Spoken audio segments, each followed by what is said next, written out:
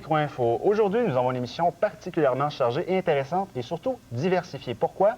Nous recevons d'abord un représentant de la compagnie Apple. Donc, on va enfin parler de Apple aujourd'hui et en détail, bien sûr, avec M. Jean Laporte. Aussi, dans la chronique CD-ROM avec Isabelle, on va parler d'élixir, de cocktails et de vin. Donc, ça va être très divertissant, très pétillant. Dans les jeux, on va être plus dans la stratégie et moi, je vais vous montrer aussi un jeu qui sera bientôt disponible, qui risque d'être le hit de Noël, c'est-à-dire Tomb Raider. C'est un très beau jeu en passant.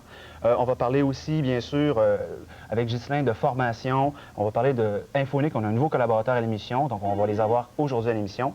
Je tiens à vous annoncer que vers la fin de l'émission, on aura une petite tribune téléphonique très courte. On pourra prendre quelques appels, donc vous pourrez appeler dès maintenant pour réserver votre circuit au 670-9078. On va prendre surtout des questions sur le répondeur téléphonique. Alors, je vous invite aussi à nous laisser des messages sur le répondeur téléphonique au 666-3484. Je vais en reparler plus tard dans l'émission de toute manière. Je commence par vous présenter ou vous parler de l'achat d'un ordinateur parce que vous le savez, le temps des fêtes approche grandement et beaucoup de familles se préparent à acheter un ordinateur. Il y en a qui ont déjà un ordinateur et qui vont faire une mise à jour, c'est certain. Et si vous le remarquez, dans ce petit bottin téléphonique qu'on a cette année, on est chargé, on a une vingtaine de pages dans la section ordinateur, en passant parce que informatique, si vous voulez le remarquer, informatique, c'est une section quand même là, où on n'a pas beaucoup d'informations. C'est dans ordinateur qu'il faut chercher dans les pages jaunes. On va voir des magasins d'ordinateurs, bien sûr. Ça fonctionne par le produit et non par la catégorie. C'est un petit peu bizarre. Donc, vous allez avoir beaucoup de confusion cette année. On voit, les prix ont baissé significativement. C'est vraiment une très grande baisse de prix. Pourquoi c'est comme ça? Est-ce que c'est parce que vraiment l'industrie a changé et on va tous pouvoir acheter des ordinateurs pas chers dans l'avenir? Eh bien, dites-vous que c'est pas nécessairement ça. C'est que surtout, toutes les technologies changent en 97. Et là, je parle vraiment de A à Z. De l'ordinateur, tout change. Par exemple, vous avez les lecteurs, tous les lecteurs. Le CD-ROM sera remplacé par le DVD, un autre type de lecteur CD-ROM. Ensuite, les lecteurs 3,5 pouces vont disparaître. Ils seront remplacés par des lecteurs LS 120 plutôt, qui peuvent lire jusqu'à 120 MB. Alors, les 3,5 pouces vont sauter. Les disques durs qui sont en moyenne autour de 1 GB aujourd'hui vont passer à 3 GB à peu près en moyenne. La mémoire va changer beaucoup, la mémoire vive. On passe à une mémoire de type EDO, à une mémoire SDRAM. Donc, encore une fois, tous ces changements-là vont entraîner des hausses des prix dans le prix de base d'un ordinateur. De plus, il n'y a pas que seulement que l'architecture externe, là, les périphériques qui vont changer.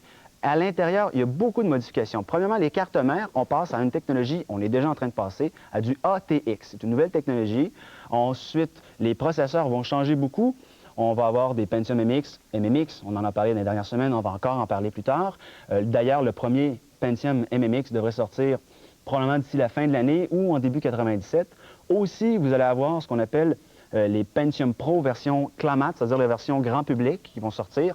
Donc, ça fait encore beaucoup de changements. Mais un des plus intéressants, selon moi, c'est l'arrivée des USB, le Universal Serial Bus, c'est-à-dire, vous savez, tous les périphériques qu'on branche sur un ordinateur, par exemple un clavier, une souris, vous avez tous des connecteurs qui sont très différents. Eh bien, l'industrie a développé un nouveau standard qu'elle veut établir où tous les connecteurs, toutes les prises sont pareilles. Ça a l'air carrément une petite prise de téléphone carrée. Donc, tout doit pouvoir se brancher. Par exemple, on pourra brancher notre souris dans le clavier qui va être branché dans l'ordinateur pour éviter d'avoir trop de prises en arrière différentes. Donc, ça, c'est intéressant.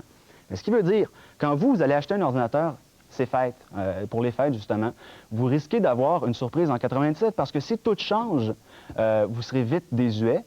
Donc, assurez-vous que la majorité des composantes de votre ordinateur que vous allez acheter pour les fêtes vont pouvoir être mises à jour. Par exemple, les lecteurs, aucun problème. Vous allez pouvoir ajouter un DVD, ajouter un nouveau disque dur 3 GB, aucun problème. La mémoire, ça se change aussi.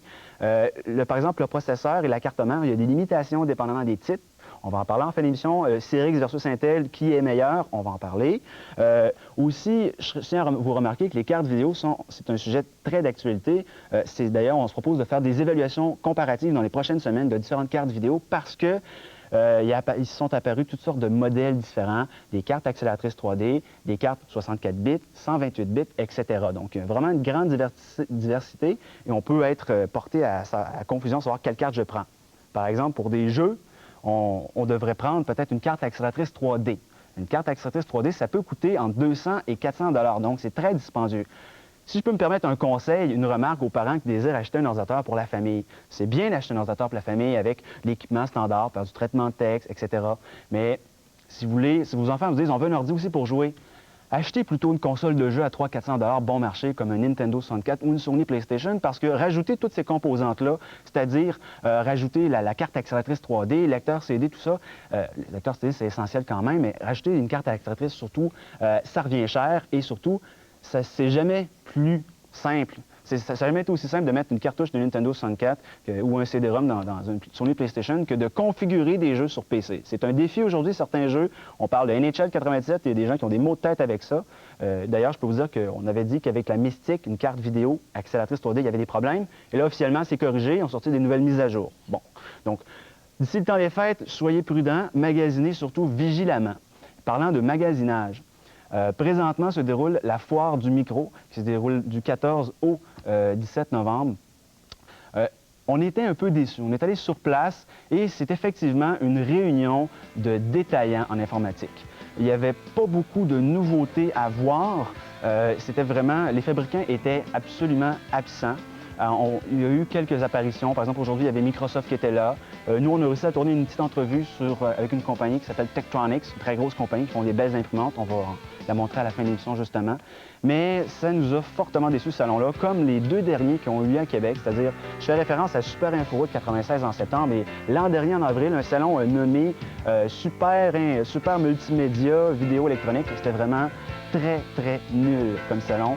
Et j'espère que les prochains qui s'en viennent à Québec vont pouvoir essayer de relancer l'intérêt parce que je n'en blâme pas les autorités de la foire du micro, bien au contraire. C'est certain que lorsqu'un salon se plante quelques mois auparavant, il y a des fabricants qui étaient supposés venir peut-être à la foire du micro qui ont peut-être cancellé. On va interroger André Pearson prochainement à ce sujet-là pour savoir qu'est-ce qui n'a pas fonctionné. Parce que cette année, comme vous pouvez le voir, c'est vraiment des détaillants qui y étaient. Donc, pour magasiner pour un ordinateur pour les fêtes, c'était exactement la bonne place où aller. Aussi, je sais juste à vous mentionner, il y avait quelque chose d'intéressant. iX Media a développé une carte pour l'inforoute québécois, c'est-à-dire toutes les ressources en matière d'éducation. Ils sont recensés là-dessus. On en a justement quelques-unes à faire tirer. Alors, les premiers appels qui vont rentrer tout à l'heure, on va vous remettre cette carte-là. Vous viendrez la chercher à la station. Donc, ça recense 250 sites web en éducation pour les parents et même les étudiants. C'est une très, très belle carte. Alors maintenant, je rejoins Isabelle, avec qui on va parler de CD-ROM. Bonjour Isabelle. Bonjour. Aujourd'hui, on est versé dans l'alcool, si on peut dire. Oui, effectivement. Alors, cette semaine, on parle vin, on parle spiritueux. Et je vous présente, ce qui est quand même assez rare, un produit québécois, un produit qui a été fait ici par des Québécois, donc des gens bien de chez nous.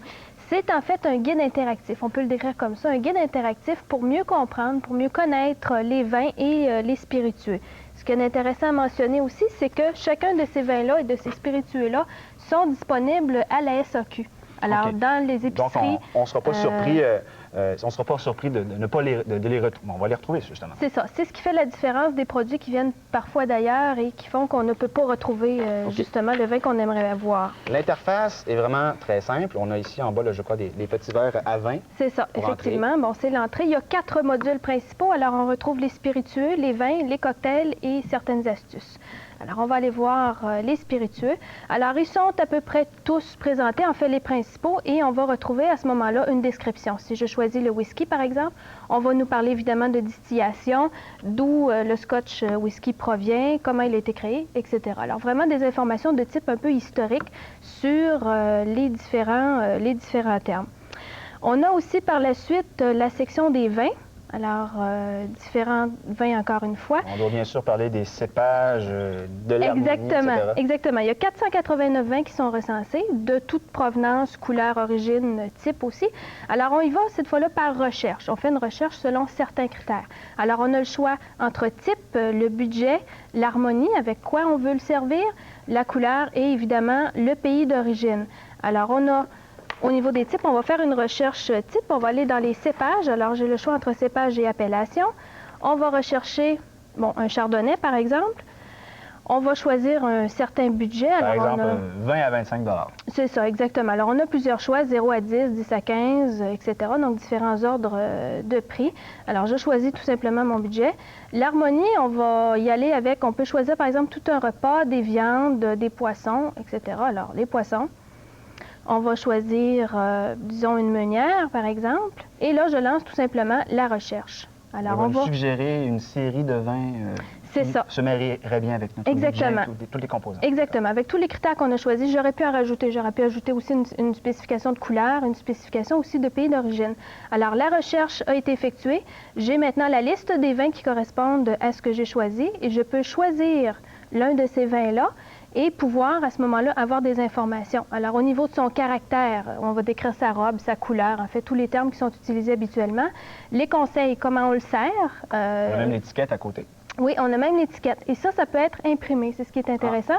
Donc, on arrive à la SAQ avec l'étiquette, je veux ça. Exactement. On peut carrément l'apporter et puis pouvoir se retrouver ou simplement visuellement pour pouvoir le retrouver soi-même sur les tablettes. Alors, l'option d'impression est disponible aussi. On a aussi plus de 300 recettes de cocktails. Oui, c'est ça. Alors, différents cocktails qu'on peut retrouver soit par famille. Alors, si je veux un cocktail où il y a du champagne à l'intérieur, j'y vais par famille, par ordre alphabétique. Alors, la première lettre du cocktail que je cherche. L'aide visuelle, alors cette fois-là, on va y aller par photo. Alors, je choisis tout simplement à partir de la photo. C'est vraiment très, très frappant. Oui, c'est très bien fait. On va aller voir ce que ça donne tout à l'heure. Il y a le bar virtuel et ça, c'est assez révolutionnaire. Alors, on choisit les types d'alcool et d'ingrédients que l'on a à la maison. Alors, à partir de ce que l'on a chez soi, il va nous donner des recettes que l'on peut réaliser tout de suite sans sortir, aller à l'épicerie, acheter des choses. Donc, on peut choisir les breuvages alcoolisés, non alcoolisés, et même les autres composantes, comme mettons le citron. Aussi. Exactement. Alors, on clique tout simplement sur les items que l'on a à la maison. On peut même sauvegarder notre bar, c'est-à-dire avoir un accès à notre bar, c'est ça? Exactement. C'est ce qu'on a fait. Alors, on lit notre bar et tout simplement, il va nous sortir par recherche les différents termes. Alors, on va aller voir une fiche, par exemple, des cocktails. Tout simplement, j'accède ici au cocktail.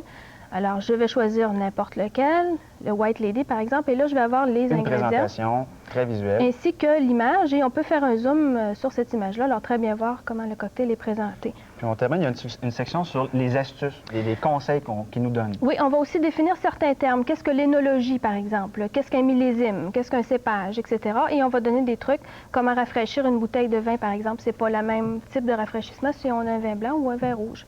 Alors, c'est un produit québécois. Une belle suggestion pour Noël aussi. C'est environ une cinquantaine de dollars. Alors, très, très accessible. C'est dans tous les magasins via Québec Ordi Multimédia. Dès maintenant. Bien, merci beaucoup, Isabelle. À la semaine prochaine. Merci. Maintenant, nous, on se retrouve. On vous présente une première chronique avec Info Unique.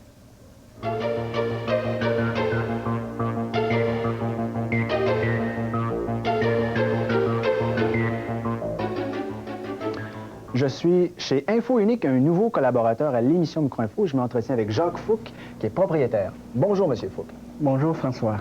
Parlons un peu de votre magasin. Vous avez vraiment un concept différent des autres. Je remarque que vous êtes dans une nouvelle bâtisse. Vous venez à peine d'aménager depuis le mois de juillet.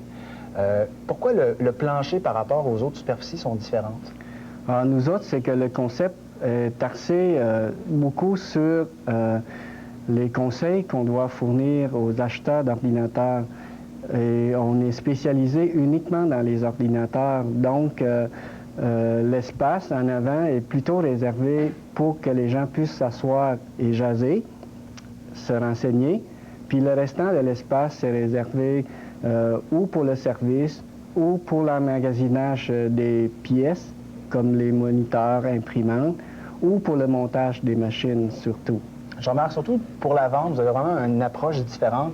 Je remarque que tout le monde est assis, c'est confortable, premièrement. Pourquoi vous avez cette approche-là? Alors, nous autres, on considère que l'achat d'un ordinateur, c'est quand même un équipement qui coûte dans les milliers de dollars.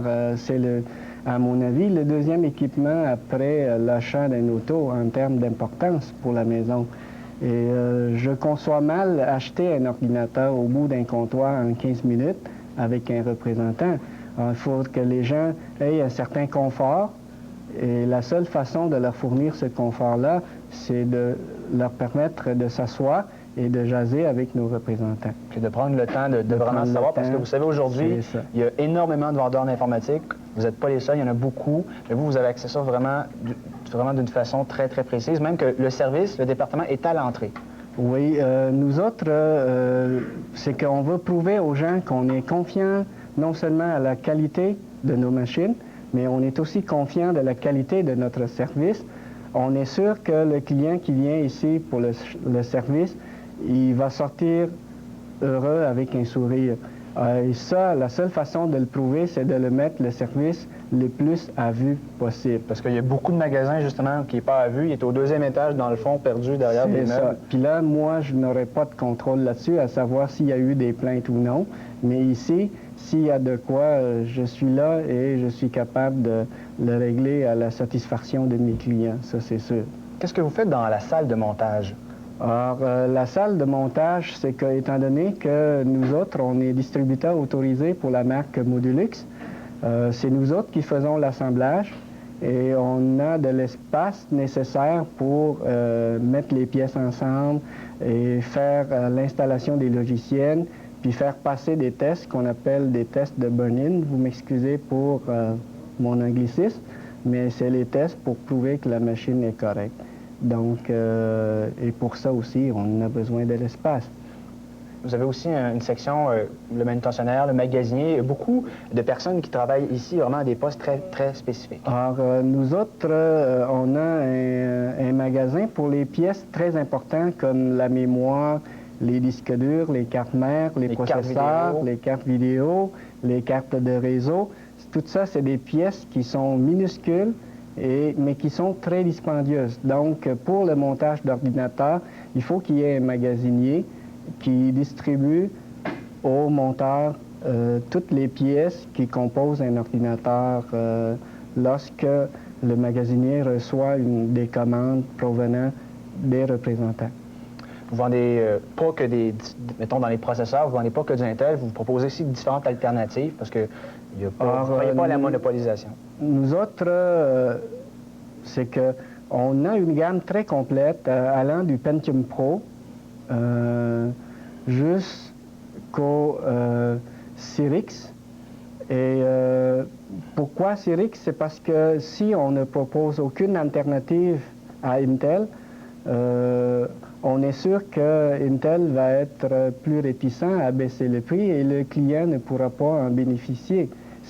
Il faut absolument qu'il y ait une forme de compétition quelconque face à la domination du marché de Intel. Et on croit que Cyrix offre une alternative valable à ça.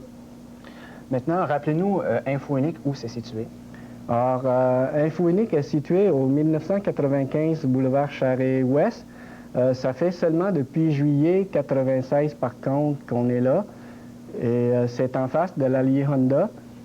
Et puis, un autre téléphone où on peut rejoindre InfoUnique? On peut nous rejoindre au 681-9434. Monsieur Fouque, je vous remercie. Dans les prochaines semaines, on va parler de mise à jour avec vos techniciens et différents vendeurs ici. Alors, je vous remercie de m'avoir accordé la chance de m'adresser au public. Puis, on se voit la semaine prochaine? On se revoit bientôt. Bonjour. Merci.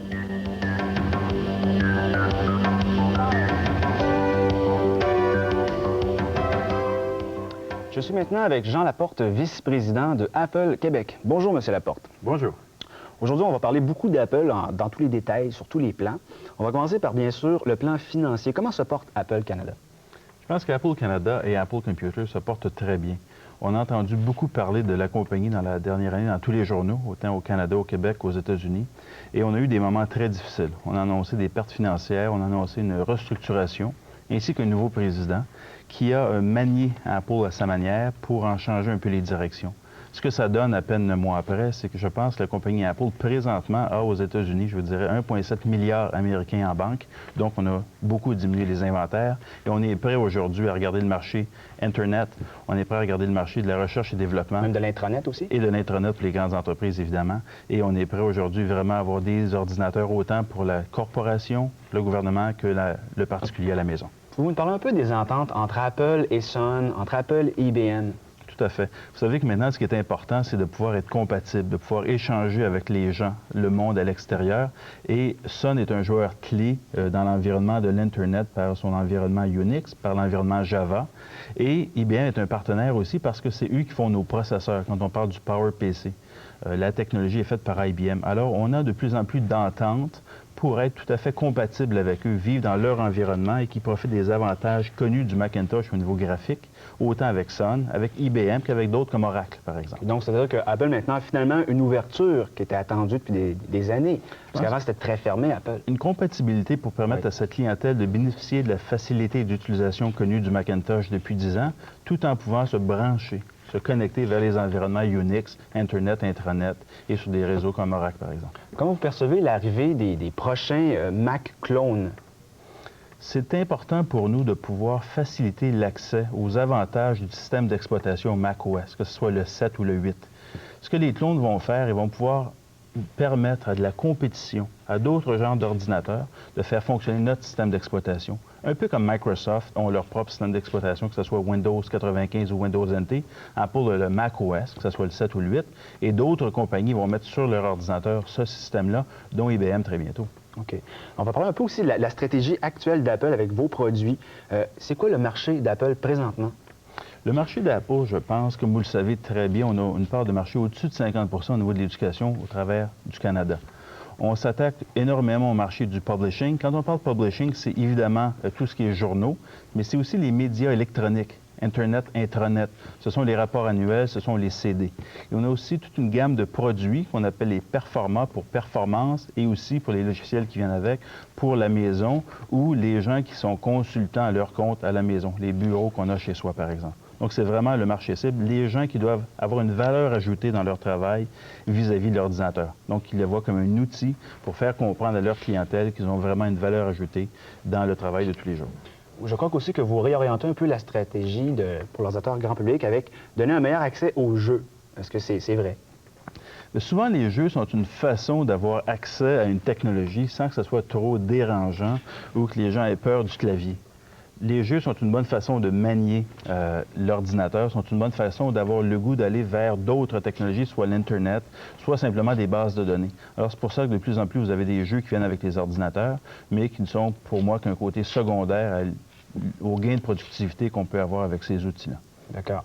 Et puis, peut-être une question un peu plus technique. Pourquoi maintenant on offre une garantie d'1 an sur les ordinateurs d'Apple? La garantie d'1 an est là depuis le début.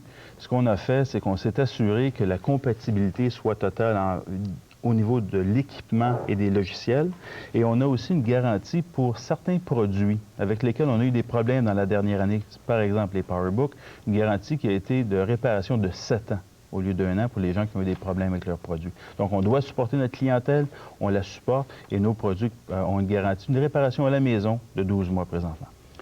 La version Mac OS 8, c'est-à-dire qui était connue avant sous le nom de Copland, sera bientôt disponible. Pouvez-vous nous en parler un peu? Tout à fait. Ce qu'on a décidé avec la nouvelle structure en place, c'est que vous allez avoir des nouvelles versions du système d'exploitation à tous les 6 mois chez Apple. Donc, on sait que dans 6 mois, il va y avoir des annonces. Et toute la technologie qu'on peut rendre disponible pour notre clientèle, nous allons la mettre dans l'annonce dans les 6 prochains mois. Et non pas attendre que le système d'exploitation complet 8, anciennement connu sous le nom de Copland, soit disponible. Donc, dès qu'on peut favoriser la clientèle avec, par exemple, QuickTime VR, QuickTime 3 dimensions, on va donner à la clientèle l'accès dans les mois qui suivent et non pas attendre 1 an ou 1 an et demi, parce que l'informatique change tellement vite qu'une clientèle ne peut pas attendre 1 an pour des technologies comme ça. Si la clientèle n'a pas besoin, ils n'ont aucune raison d'aller au nouveau système d'exploitation. Ça peut très bien faire. Mais s'ils veulent avoir besoin de 3 dimensions, de rapidité vers l'Internet ou de pouvoir jouer des graphiques, là, à ce moment-là, ils vont pouvoir maximiser ce qu'on appelle le système 8 rendu disponible dans des versions plus vite. Quelles sont les nouveautés dans les produits chez Apple? Puisqu'on parle beaucoup, mettons, du Newton. Oui. Le Newton est un outil pour avoir accès à l'information partout et en tout temps. Donc, quand on a un ordinateur sur notre bureau, lorsque vous allez dans une salle de conférence ou lorsque vous allez sur la route et vous n'êtes pas avec vous, vous n'avez pas accès à l'information qu'il peut vous donner. Le Newton est pour combler le vide que peuvent donner certains ordinateurs.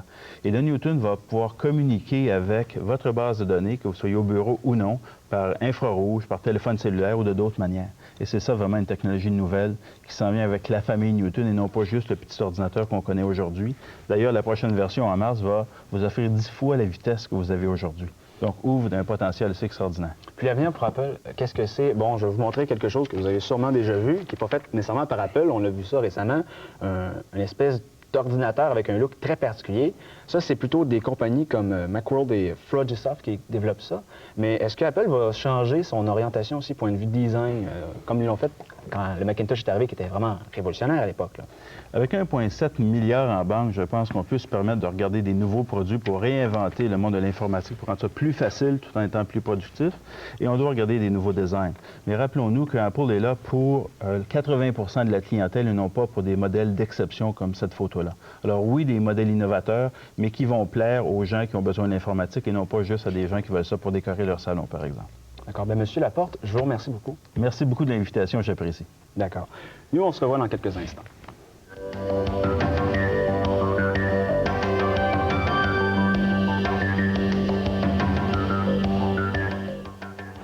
Bonjour Ghislain. Bonjour François. On est présentement à la foire du micro-ordinateur où tu as ton kiosque avec l'entreprise Conforme dans laquelle tu travailles. On va parler de ta profession. Tu as d'ailleurs donné des mini-stages de formation gratuits ici cette année. Alors, Conforme, ça date de quand? Alors, Conforme va fêter son 3e anniversaire au début de décembre. C'est l'idée de 2 personnes, Jocelyne et moi, on a fondé ça. Notre objectif premier, c'était de pouvoir faire de la formation dans laquelle on allait avoir, premièrement, du plaisir à suivre la formation et d'avoir des formateurs avec beaucoup d'expérience qui puissent venir englober ou faire partager leur expertise aux participants. Lorsque l'on achète un ordinateur, souvent, il y a beaucoup de gens qui ne savent pas comment l'utiliser, mais qui préfèrent ajouter un 200-300 $ d'accessoires superflus, comme des petites caméras vidéo amusantes pour la famille. Est-ce que tu trouves que c'est vraiment important d'investir dans la formation, ces 200-300 $-là? Bien, je crois que oui. En fait, on en discutait déjà. L'ordinateur est le 2e plus gros produit acheté dans une famille après, bien sûr, la maison, mais l'automobile. Donc, ça vaut la peine de pouvoir investir, parce que c'est vraiment de l'investissement à la formation, d'investir de l'argent sur une bonne formation afin de pouvoir utiliser adéquatement l'ordinateur. On entend souvent des gens dire qu'ils ont un ordinateur à la maison, puis tout ce qu'ils font avec ça, à peu près, c'est de l'épousseter 1 ou 2 fois par semaine. Malheureusement, ça ne sert pas adéquatement.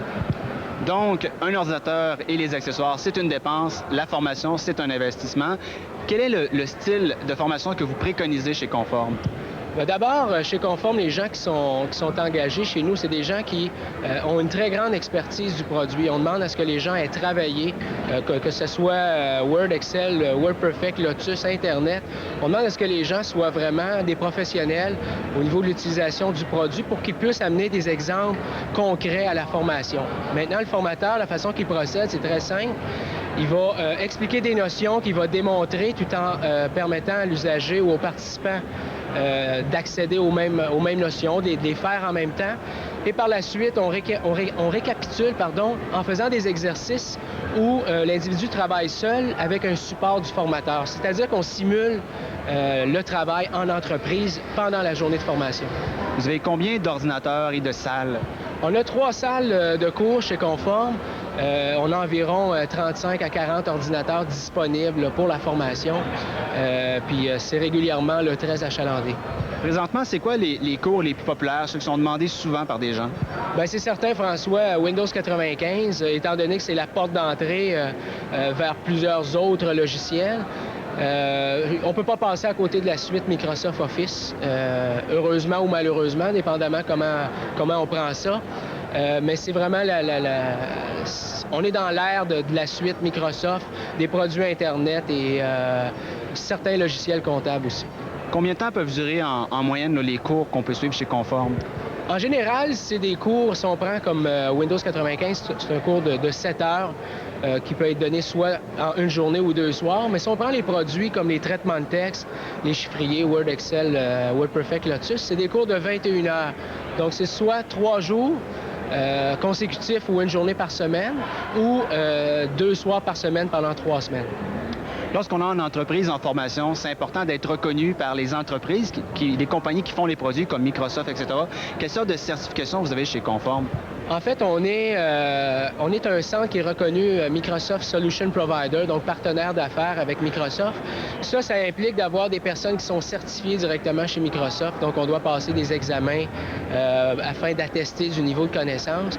On a aussi des attestations avec Symantec sur le produit ACT et Dynacom avec le produit, bien sûr, Dynacom comptable.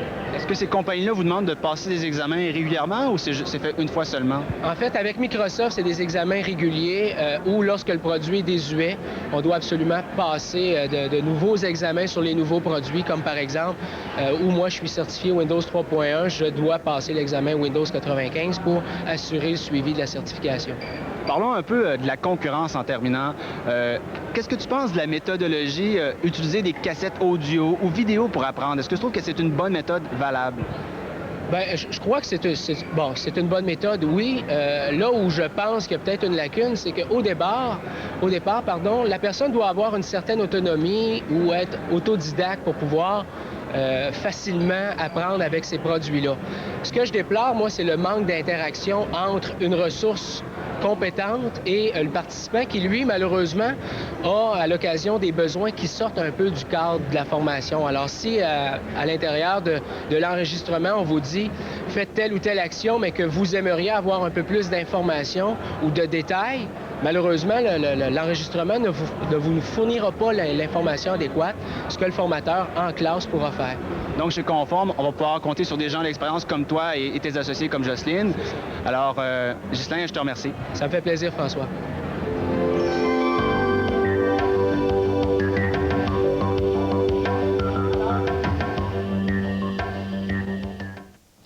Bon, vous savez, on a parlé du salon de la Force Micro qui se déroule présentement. Je vais parler aussi d'un salon qui, si vous êtes vraiment chanceux, vous allez pouvoir y assister. C'est le salon en informatique en Amérique. C'est le Comdex de Las Vegas qui a lieu la semaine prochaine, c'est-à-dire au courant de la semaine, si vous voyez l'émission en reprise. C'est du 17 au 22 plutôt.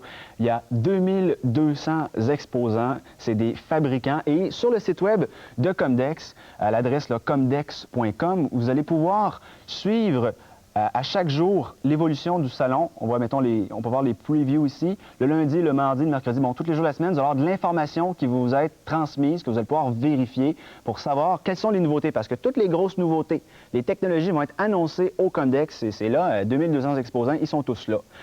C'est vraiment un énorme salon. La prochaine version du Comdex va être à peu près toute proportion réservée aussi grosse. C'est celle à Atlanta au mois de juin où il y a 1200 exposants et où il y a simultanément 4 autres salons. Alors, c'est vraiment ça, c'est à suivre. On va sûrement vous en reparler. Je vais vous parler maintenant du site web de la semaine qui est dans le domaine des jeux. C'est le GameCenter.com. Game Center, qu'est-ce que c'est? C'est développé par CNET. CNET, en passant, si vous cherchez un site web pour avoir de l'information sur des nouvelles technologies en informatique, c'est CNET.com qu'il faut aller parce qu'ils ont vraiment beaucoup de services, entre autres Shareware.com, on peut télécharger les nouveaux partagiciels, et aussi maintenant GameCenter.com. C'est une nouvelle référence en jeu. Ils ont même inclus, je vais vous montrer en quelques instants là, parce que la page se charge, ils ont inclus un palmarès des 10 meilleurs jeux de tous les temps selon eux. Ces temps-ci, on en voit beaucoup des palmarès. J'ai vu les 150 meilleurs jeux de tous les temps, les 10 meilleurs jeux de tous les temps, là, c'est les 10. Alors, il y a beaucoup de palmarès et ils sont tous unanimes. Le meilleur jeu de tous les temps, selon tout le monde, c'est Civilization, toutes catégories confondues. Vraiment, un très beau jeu. Vous allez voir, le site est très visuel. Il est quand même assez lourd à charger, par exemple. Il y a beaucoup de vidéos, d'animations, tout ça. Vous allez pouvoir avoir des partagiciels à télécharger, bien sûr, et surtout les Game News, des nouvelles en matière de jeux. Ça ne concerne pas juste les jeux. On parle des périphériques, on parle des cartes vidéo. C'est vraiment bien fait. Vous allez avoir à droite ici en vert, là, vous avez différentes sections.